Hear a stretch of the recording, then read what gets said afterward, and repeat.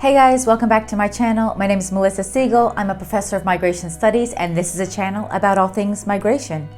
And today we're going to be talking about the Global Report on International Displacement for 2022. It's out. So the Global Report on International Displacement for 2022 was just launched by the IDMC, or the Internal Displacement Monitoring Center.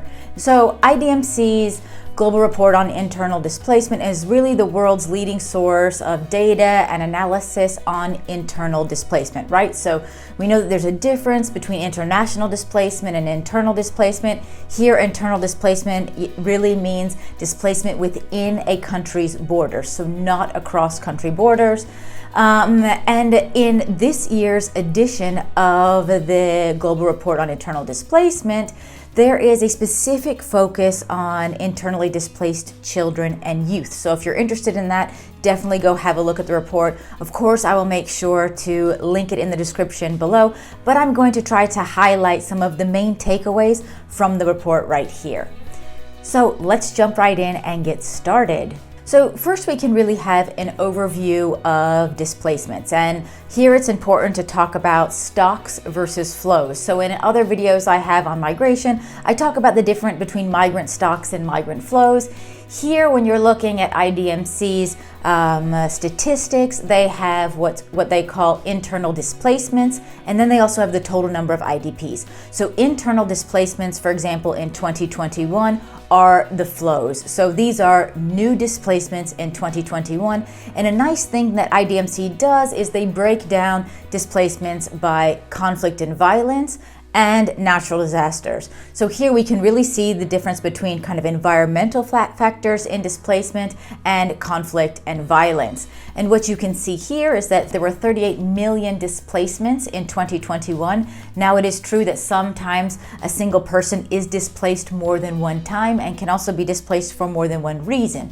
But here, if you look at this graph, you can see displacements between 2012 and 2021. You can see that the orange line is conflict and violence, and the blue line is displacement because of disasters. So in 2021, what is clear, and also previously throughout the time that we see on this graph, you can see that displacement by disasters is more. It's more than conflict and violence. But of course, the nature of that displacement is also quite different. So this is really the kind of flows of internally displaced people in 2021. Now, if we look at the stocks, so the total number of IDPs in 2021, we see that this was at 59.1 million people. So we're getting dangerously close to 60 million people now being displaced internally by disasters and also by conflict and violence. So if we look at the stocks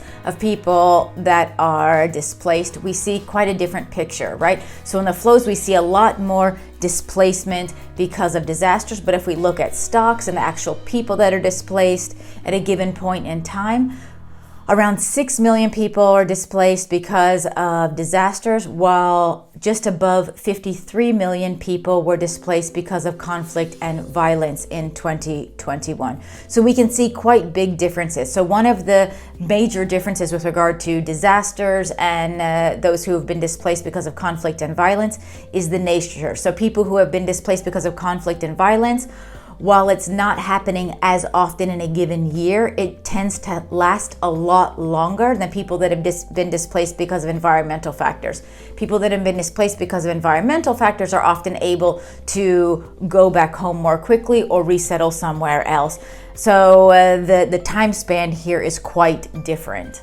We can also look at the global picture of international displacement, looking at both of these things on a given map. And you can see that there are certain areas of the world that have much higher densities of displacement because of conflict and violence compared to that of those that have been displaced because of disasters. Disaster displacement is really spread globally. We see it all over the world. We see a lot of disaster displacement in Asia, Southeast Asia, Sub-Saharan Africa, but also in the Americas, where we see this kind of compounding effect of both disaster displacement and also conflict and violence. We see this more, for example, in Sub-Saharan Africa, some parts of the Gulf, some parts of Southeast Asia.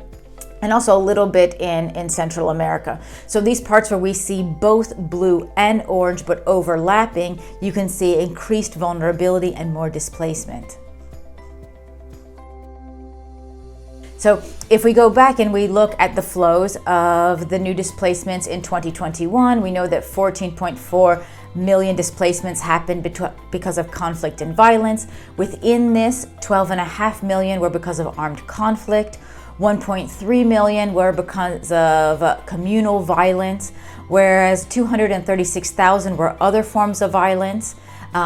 217,000 were different types of criminal violent acts, and 77,000 were because of political violence. So that is our breakdown of the different types of conflict and violence that created displacements in 2021. Now, if we look at it from the other side and we look at displacement because of disaster, so there were 23.7 million displacements because of disasters in 2021.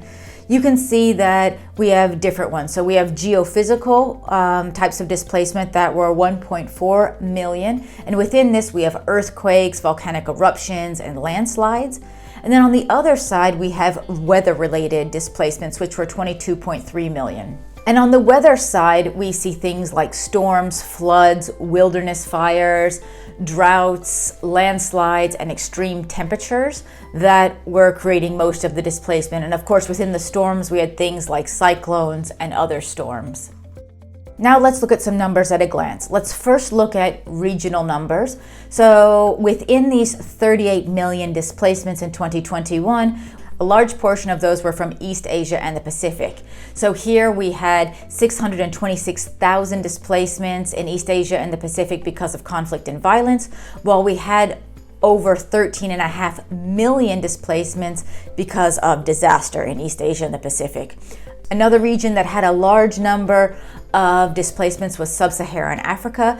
Here the picture is a bit more flipped. So while in East Asia and the Pacific we saw more displacement because of disasters, in Sub-Saharan Africa we saw more displacements because of conflict and violence. So here we saw over 11.5 million displacements because of conflict and violence, while we saw around 2.5 million displacements because of disasters.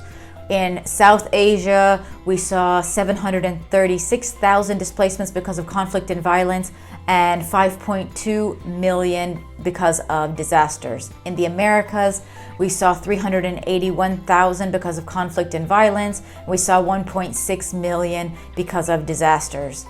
In the Middle East and North Africa, here we saw more displacement because of conflict, a bit over 1 million because of conflict, while we saw around 233,000 displaced because of disasters. Finally, within Europe and Central Asia, we have 61,000 displacements because of conflict and violence, while we have 276,000 displacements because of disasters.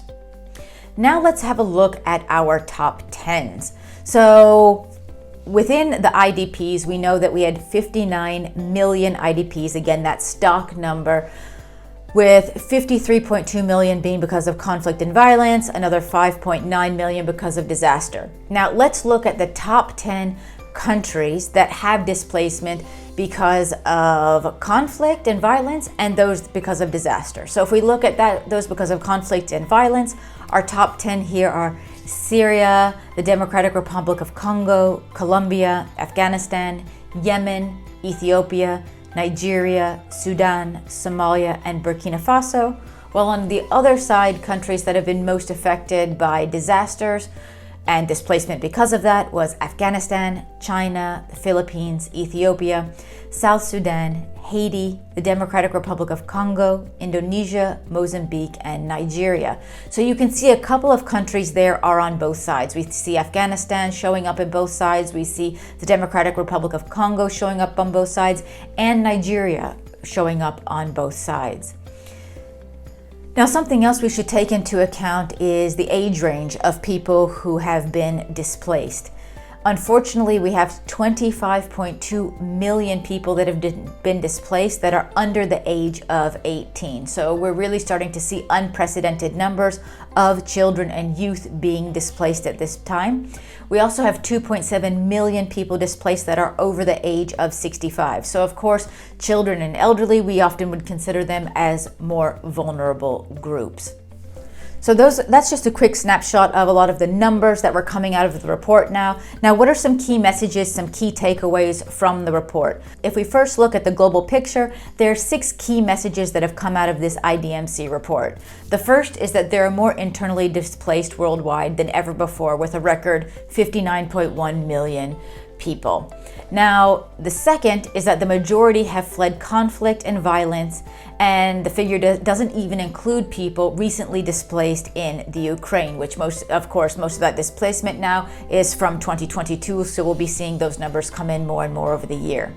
Number 3 is that disasters, mostly cyclones and floods, continue to trigger most internal displacements or movements in 2021. Number 4 is that a record number of internal displacements associated with conflict and violence occurred during the year. Number 5 is that more than 80% of them took place in sub-Saharan Africa. And number 6 is that the direct economic impacts of internal displacement worldwide were at least $21 billion in 2021. Now, of course, there's the side also discussing children and youth, and there are, 3 key points that came out from the report with regard to children and youth. The first one is that of the nearly 60 million internally displaced people, 25.2 million are children under the age of 18. The second is that protecting them from abuse and supporting their health, well-being, and education not only safeguards their rights, but also contributes to a more stable future for all. Number 3 is that displacement's impacts on children and youth are not felt equally, and they vary by individual, family, and community characteristics. And we do see that there are wider repercussions that we're probably going to continue to see in the years to come. Now, I hope this video just gave you a quick snapshot of the situation of internally displaced persons nowadays. Please do go check out that report. They've got a lot of great infographics, a lot more breakdowns. There's of course a lot more in the report, but I just wanted to give you a general understanding of what's going on right here. Feel free to, of course, comment down below, add your input. And if you found this video useful, of course, please give it a thumbs up. And if you haven't done so already, please make sure to subscribe to the channel, hit that notification bell so you don't miss any of this channel's videos that we upload every week. And I hope to see you next time. Bye-bye.